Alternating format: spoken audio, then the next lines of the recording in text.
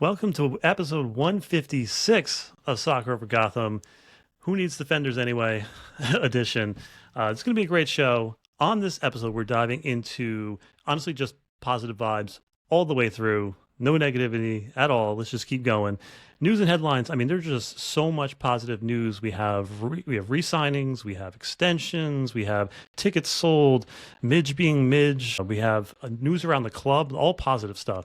And then game recap. Obviously, we're going to look at this flawless first half and discuss why we're cautiously optimistic.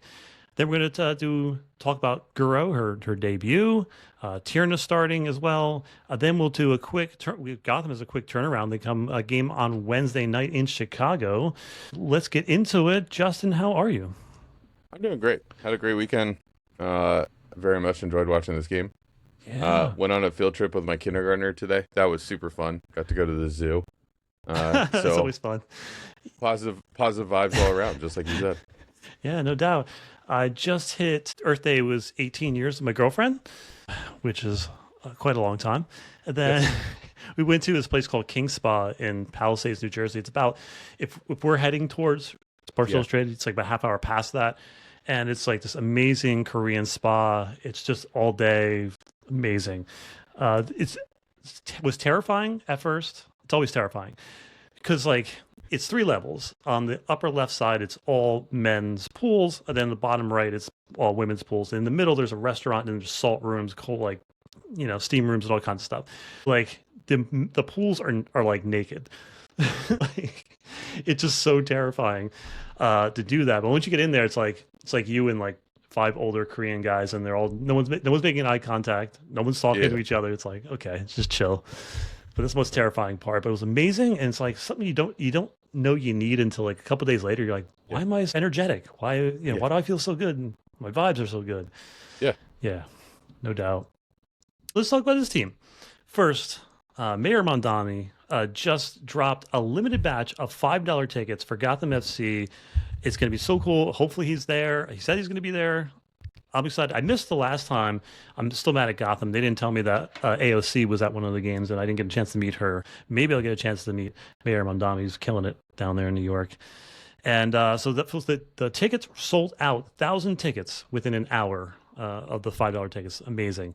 It's going to be a huge, huge night on the 9th. And also on the 9th, we have the coach of the national team, Emma Hayes, will be there. She'll be the torchbearer for the country versus country and club match. Mhm. It's going to be amazing. It's going to be awesome. Boo Boston. Can't wait.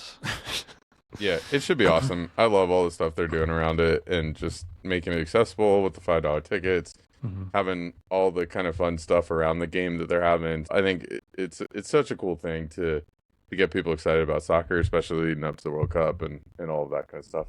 Then Gotham saying they've sold 16,000 tickets for the Queens Classic at Citi Field against Washington Spirit. That's 16,000 for a Wednesday night that's unheard of. Yeah, that's wild. Yeah. Unfortunately, I will be way far away from that place. It's like a 2.5 hour drive for me. It's just not gonna happen. But I wish. Maybe I'll Yeah. take the day off, day trip. Let's talk about some extensions. Obviously, Jaelin Howell getting re-signed till 2028 is a huge deal for this club. She is the heart and a soul of this club right now in the middle of the park. And what a turnaround from her career. Just Justin, your first thoughts on Jaelin. We got her till 2028. Yeah, that's a super fun one, especially after kind of the offseason we had of some of the central midfielders, Hasbo and others kind of not being there anymore. Having Howell around for a long time is going to be really, really good. Yeah, so great re-signing there. Yeah, I've said this before, but when we first signed Jaelin, I wasn't sure what kind of player we were going to get. Are we getting the player that was a number one pick in the draft? She was up there with Germa. And then she goes to racing. And racing, I'm still mad at racing for what they did to her. Then she goes to Seattle, and she's still getting her feet back under her. And she comes to Gotham. I'm like, are we getting a broken player that has a lot of talent, or are we getting the Jaelin Howell that we know she could be? And what a reclamation project. She's back in the national team picture. She's every game, 7 points or higher on FOTMOB, just cleaning house in the middle of the field. But like, she owns the middle of the park. Now she Hmm. makes interceptions on balls, and in my head, like I've watched football a long time ago, but like she'll make it like an interception. I'm like, if this was football, that's going to the house. Yeah, And seriously. then I'm like, okay, it's like, oh yeah, it's right. Her father played football. It's like, okay, that's Yes. where her instincts come from.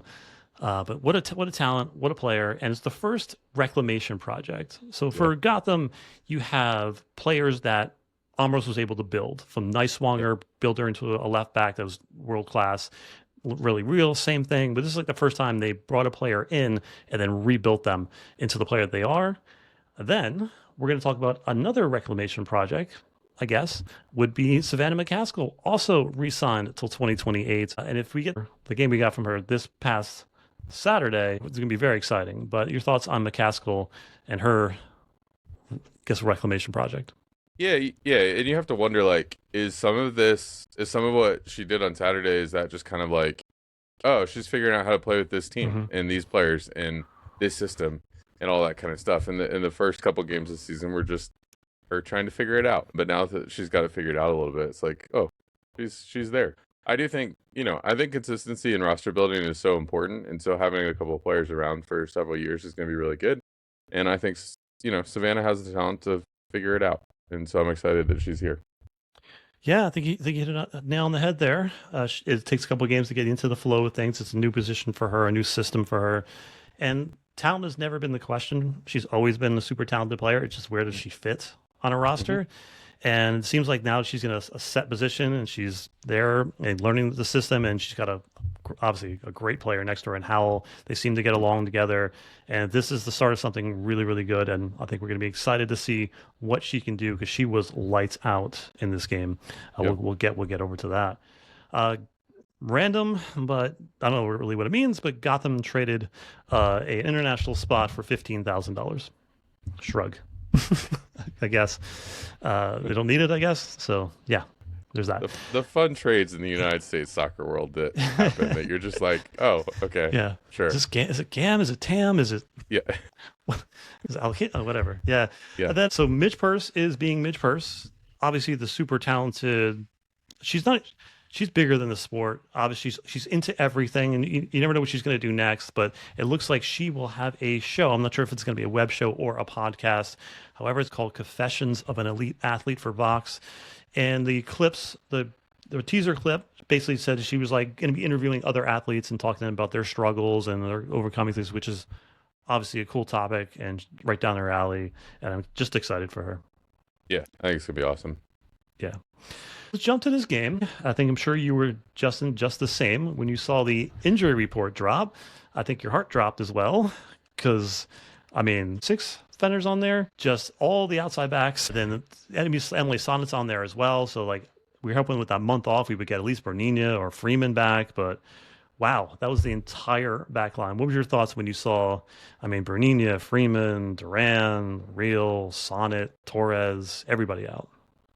Fortunately, I saw the starting lineup before I saw the injury report, and Gotcha. so when I saw the starting lineup, I was like, oh, I guess we not play defense. And then I saw the injury report, and I was like, oh, we can't play defense. Yeah. That's why we're not playing defense. So yeah, I mean, it's a little scary looking at that report and going, all right, who is going to play outside back for the next couple weeks? But hopefully some of these players will get back soon too. Yeah, Midge Purse made sense. She's been playing right back for us for a little while. She's been there before. Made sense. Yep. Carter and Davidson. Wasn't sure if Davidson was going to start because this is be her first start. Some Yep. being back from injury. Good for her for getting the start. And left back, I thought it was going to be Kitahara. That's what I Yes. thought. And then she ended up coming as a sub as a left back later on in the match. But seeing Wrighton, it's funny because in the pregame press conference, when they were asking Guro, like, when do you think you're going to see you in the game? She's like, I don't know, I just got here. I don't know. Give me a Yep. minute. Like, I'm going to get to speed. I'll see where I fit. And then when they went to Yell's like, we're going to get her on the field as soon as possible. I think they kind of had to. So we'll just jump right into her performance. Your thoughts on Guro jumping in as a left back when she's naturally a left winger?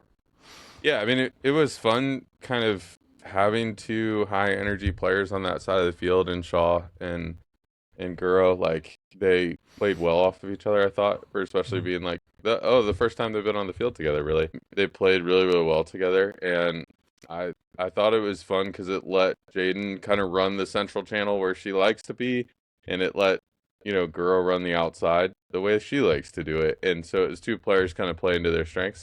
And so I Mhm. thought it was fun to watch them kind of get into the attacking third together. And that's why I think that's part of the reason I think they had such a dominant first half performance is they just kept the ball, in the attacking half of the field, most of that first half. It was really fun. And then I think it just shows how tactically sound she is and how good her soccer instincts are to be able to be like, "Hey, oh, new position you've never played with a team you've never played with. Go get them." Yep. And she did really, really well. Yeah, you nailed it. Her instincts and her soccer IQ was on display there, and her competence was there. She didn't Yep. get outside of herself. She didn't get too far forward. She didn't get too far back. She understood the assignment. She did exactly what was asked of her to do on that day on the field. Amros talks about players, and when Yael talks about players, they always talk about obviously you got to be a good person first. But they always Yes. talk about soccer player first, then worry about where exactly you fit it on the field. When we want Mhm. soccer players, and you can see how intelligent she is and how good she is on the ball, and she'll fit anywhere on this team. I think they're just going to be really bright for her in the next couple of weeks. And once you get to see how well she puts in balls in wide areas, that's going to be excellent, and it's just going to help the offense grow. But I think the thing we should talk about here is just the midfield dominance. They wanted to overload the midfield, and they were thwarted by Howell and Savannah McCaskill, who were just bodying players, owning the middle of the park, and whenever Bay got forward, Savannah would turn them over and then just play one of those beautiful balls over the top to spring either Dudley or a Stair. And like there's little things to love about this team, and one of the things I love watching over and over again is a Stair taking balls just out of the air. It's such a beautiful technique that she uses to take balls out of the air. But that's a side note. Just your thoughts on just how Gotham controlled the midfield and then pinned. They controlled the wide areas too, and they pinned them in for 45 minutes. Yeah, and the way they controlled them too, it allowed Tierna and Jess to both step up into the midfield when they needed to as well. Hmm.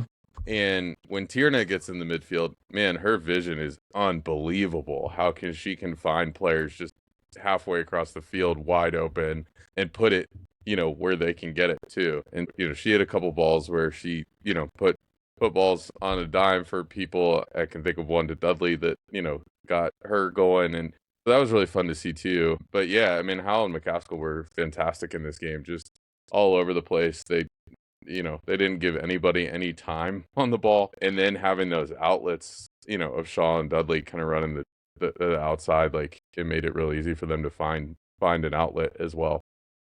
Yeah, Gotham's a completely different team with wide players. Yes. And as you mentioned, just the partnership between Howell and McCaskill, Yes. you see now the confidence in, and you said Tierna Davidson getting into the midfield, and she's getting into the midfield because Howell is taking more chances going forward. She's Yes. ending up on the wings, and I'm like, what is she doing over here? But she trusts McCaskill to Yep. sit back and clean up those spots that she's Yep. vacating. So I think that partnership's going to be really good, and it seems this team makes this team just so much more dynamic, and it gives them so much Yeah. more freedom to roll and roll with it. But I think if you look at the stats, just unreal first half. I mean, Gotham had 2.67 expected goals when they had 7 expected goals all season. That's pretty darn good. 14 shots, I think 8 on target. Then on Bay's side, 0 shots, 0 on target, 2 touches inside the 18.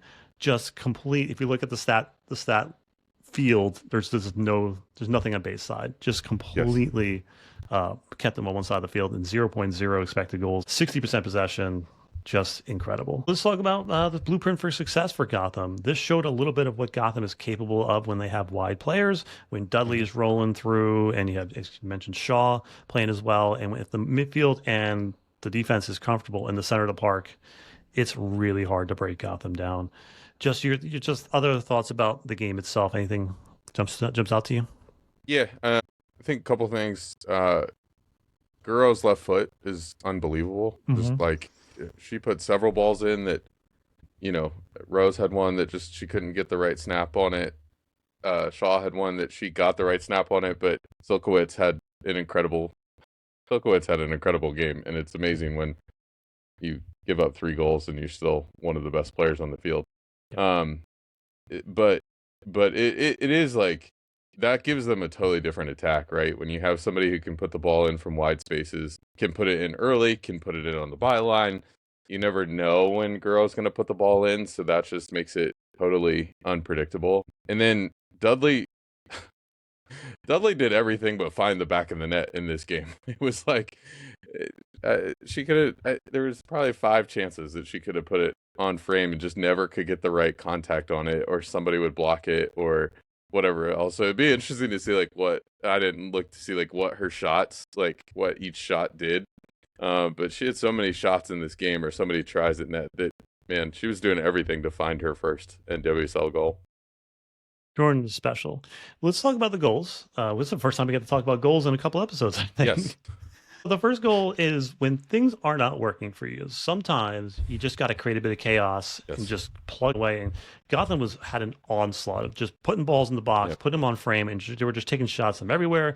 And eventually something happens where Bay's defenders just all collide with the keeper, and it falls into the back of the net. We'll take it. It's our first goal in like 3 games, and that's.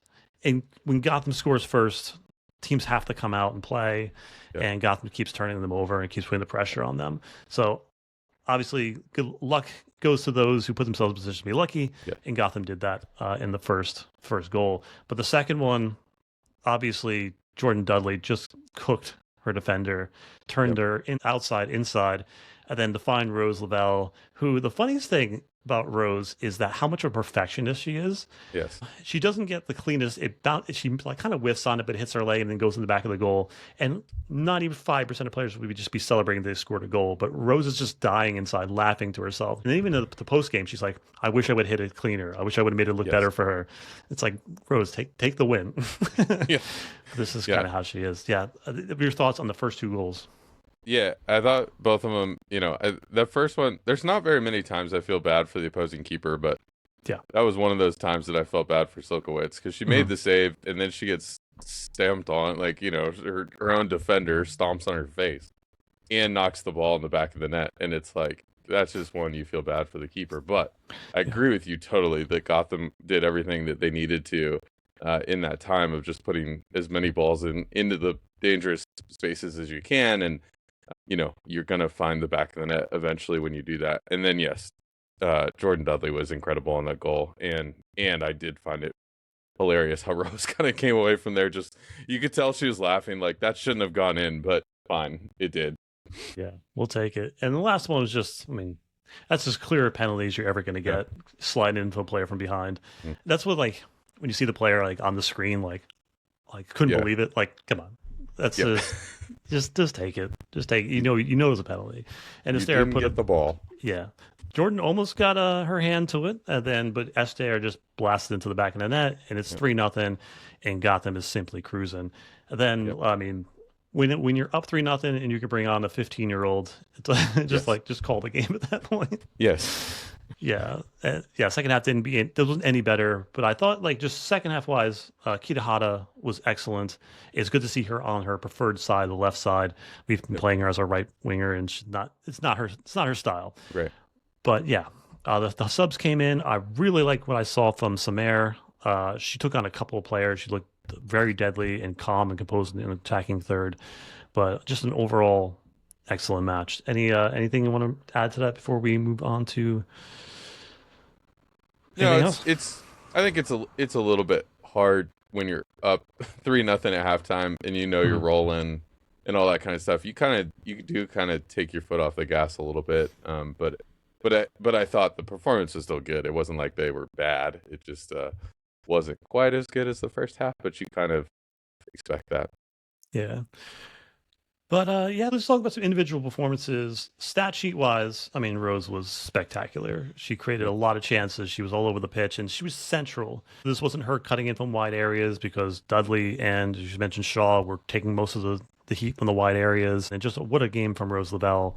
Getting a goal. She created, I think, 1.35 expected goals. Almost half of the expected goals came from her. Just an incredible match from her. Any other players, or want to talk about Rose or any other players that jump out to you? Yeah, mine was probably Howell, and we've talked about her a lot. But Mhm. I think she had something like 88% passing accuracy, multiple defensive plays, 2 of 2 shots on goal. She tried to give you an outside of the box banger, like you've asked for before. She tried. I think she had 2 of them that were top of the box.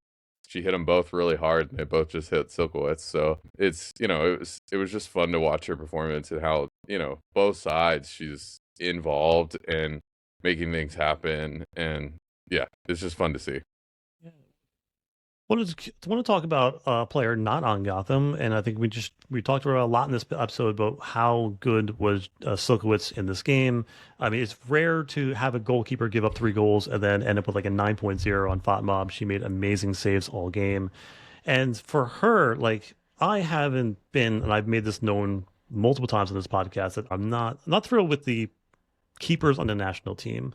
They're all good keepers, but they're missing something. They all have flaws in their game, and the national team is looking for a player that has that full package. And she can make a name for herself if she keeps playing the way she is. She could play herself into that spot. I still think it's open. I think Yes. Dickey is probably the leader right now. I don't know. I still think that spot is wide open. I think Silkowitz is a future has a future with the national team. Yeah, Just she was very, very good in this game. And mhm. as much as Gotham put it in the box and put it near her and all that kind of stuff, I mean, she probably saved 3 or 4 goals just herself, with just really good saves.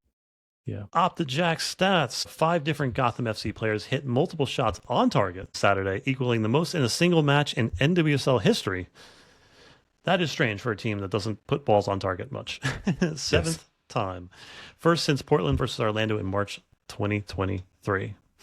Just well done, team. Any stats that jump out to you?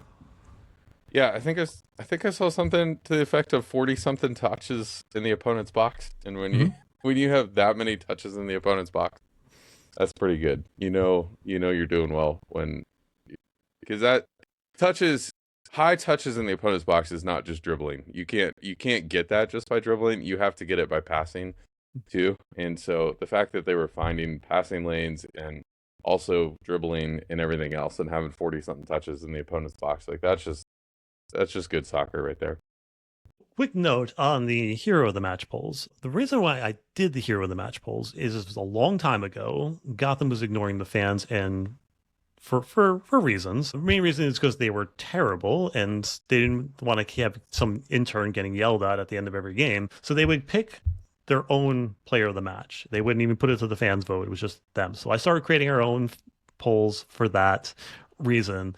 And Gotham started doing their own polls again, which is great. So I'm doing more like open ended, let people Mhm. pick. I'm not doing the polls anymore. Other side note is that when I do these polls, I'm usually like the last minute of the game. I'm just putting it together, and I sit in the front row, so like I'm always getting like mobbed by little kids trying to like get autographs and stuff. So it's just a Yes. mess. So I'm glad I can just put out a graphic and just say, hey, you talk about it. You say what you want to put on the hero of the match. So fans chose on the Gotham one, which had 7 votes, which is weird. Rose Lavelle got 57%, Jaelin Howell got 43%. But let's talk some fan voices. These are all from across our social medias, from Blue Sky to X to Instagram. We talked to all of our fans there. Spread Love said X Stare had played a heck of a 90 minutes. I was really impressed with the overall team effort, with the defender deficit. Our passing is at another level at times. True. The passes they connect are so much fun to watch. Then John said Guro is the real deal, and glad Juan finally let Mac onto the pitch. I want a Mac with some goals so badly. I want it so badly for her. She had a chance. She took on 2 defenders. I was like, come on, just make it go in for her. I just want so bad for her. Then Judy, I think on X, said Hero, can't decide. AKB, Howell, Rose, Esther, pick one, pick them all. That's probably the right answer right there. Then Rhodey, best performance of the season so far, which is amazing since we didn't have a traditional defense. Need to carry this momentum forward. Fly bats.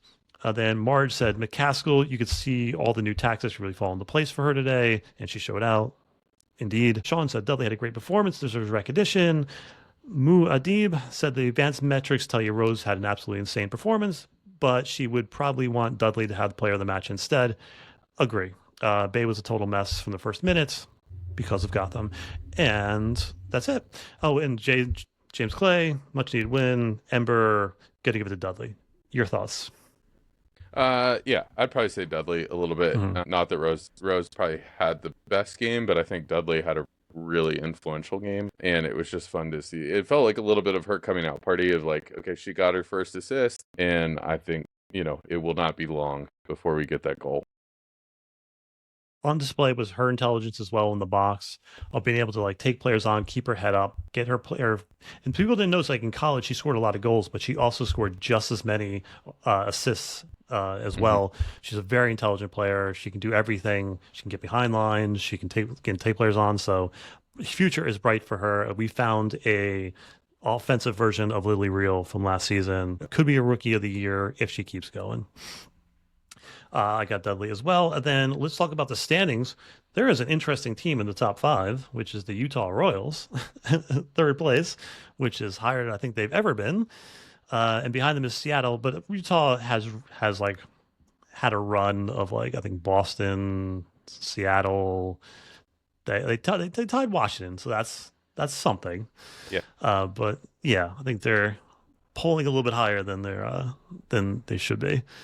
Gotham into 10th place, tied for 8th with Orlando, North Carolina, uh, based on goal differential, which are only 2 goal differential behind Orlando. Just any interesting thoughts about the standings for you, Justin? No, I have a personal thing of I don't look at the standings until 10 games in, Yeah. and so it's like it's too early. It's too early to Mhm. make any judgments. Yeah. Then we have going forward, we have an interesting kind of run of games going forward. Gotham has a chance here in the month of April, May to really get some points back and get their groove going. They are going against Chicago on Wednesday. Then we have Racing Louisville, who's floundering right now. Then to Boston, then to Seattle. Those are all winnable games. We know Gotham can play down to opponents. But that's a chance to get right back into the thick of things, pick up some points. A couple of them are at home. That's a decent run of games before we get to the break. So, and Houston before the break. Let's go. But your thoughts on going to Chicago on Wednesday, who's a mixed bag? Who knows? They don't know what their identity is over there. One day they look good, one day they look terrible. What do you think? Yeah, yeah, I think it's good. Like coming off a win and then going on like having a quick turnaround. It's like Yeah. you've got all the confidence. You can keep it moving. Hopefully, you can just kind of be like, all right, let's keep playing the way we just played and do it again. And so, yeah, and you might have to make some lineup changes, which might change a little bit, but it does feel good to kind of have that quick turnaround. So hopefully, you can just keep the momentum going and keep running. Yeah, when you're in a funk, you want games to keep coming, so you want to turn that around real quickly. And then when you get on a good run, you want to keep going, keep the positive vibes going. So let's keep it going against Chicago. I don't even know how to break them down because they're just all over the place. Heidema is always a problem, but I think Tierna Davidson, if she starts again, I think she handles Heidema pretty easily on that. But I think for Gotham, it's just about scoring first, Yep. getting a goal in Chicago first, make them come out, make them want to play at home, and just keep turning them over and just put the pressure on them. I really want to see Gotham Gotham just does not have that killer instinct. Like Hmm. they could have put 5-6 on Bay. They pulled back a little bit in the second half, but I really want to see this team just put a team away. And if there's a team that they can put away quickly, it's going to be Chicago. Let's go after them. Hmm. Let's get a win. Any manifestations for this game? Uh, I mean, can this be the Jordan Dudley goal game? Like, can we finally get that to happen in this game? Yeah, yeah. Let's make it happen. I just want players off the injury list. I'll Yeah. take one. Uh, Yes. yeah, I said I wanted 2 players off the injury list last time, and I got 2 players on the injury list. So this time, let's just take one at a time. One off, one Yes. more off, one more off. Let's get players off the injury list, and let's go. So that is it for us. Follow us on social media and we will get your fan voice onto the podcast from there. Follow us on YouTube. That's where most of our interviews are. Had a really, really good interview with Katie Lamson. She's so funny. I didn't know what to expect from her. But she's hilarious, and we got deep on a couple of things, and She made some really salient points that did you get to listen to the Katie Lamson interview? Yes, her thought, this is just a teaser. Go listen to it because her thought on being a substitute and the difference of mentality that takes was interesting. It was Mhm. not a perspective I've heard before, and maybe one that a lot of professional athletes won't say. Yeah. So you should listen to that and check that out. No doubt. Then we will see you on the other side, maybe later on in the week, covering the Chicago game. Let's go.